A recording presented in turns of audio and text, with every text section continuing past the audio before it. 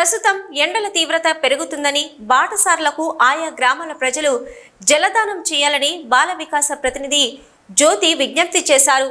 శనివారం రోజున హుస్నాబాద్ మండలం తోటపల్లి గ్రామంలో బాల వికాస్ ఆధ్వర్యంలో జలదాన కార్యక్రమం నిర్వహించారు. గ్రామ పంచాయతీ ఆవరణలో తాగునీటిని పంపిణీ చేస్తున్నారు.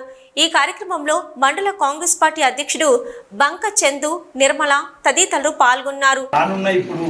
ఎండలు బాగా కొడుతున్నాయి కనుక ఉపాధి హామీకి పోయి వచ్చిన వారు లేదా ఇతర పనులలో వ్యవసాయ పనులకు పోయి వచ్చిన వాళ్ళు ఇంటి దాకా పోయేదాకా అంటే చల్లటి నీళ్లు వాళ్ళకి అందిస్తే వాళ్ళకి ఎంతో ఒక స్టెమినాని ఇచ్చినట్టు అవుతుంది, ఒక బలాన్ని చేకూర్చినట్టు అవుతుంది. చల్లటి నీళ్లు తాగి చెట్ల కింద ఉంటే ఈ ఎండ నుంచి వడదెబ్బ నుంచి కాపాడుకోవడం కోసం ఏ ఒక్కరు కూడా వడదెబ్బకు గురి కాకుండా ఉండడం కోసం చల్లటి నీళ్లు అందించాలని చెప్పేసి ఒక దృఢ సంకల్పంతో ఎవరిచ్చినా ప్రాబ్లం లేదు, కానీ చల్లటి నీళ్ళు అనేది మాత్రం అందరూ తాగాలి, అందుబాటులో ఉండాలి అని చెప్పేసి అనే ఒక ఆలోచనతో చేసిన కార్యక్రమమే ఇది. ఈరోజు మంచిల కార్యక్రమం గ్రామ పంచాయతీలో పెట్టడం జరిగింది. దీనికోసం ప్రతిరోజు 2 క్యాన్లు తీసుకొచ్చి అలా పోస్తారు.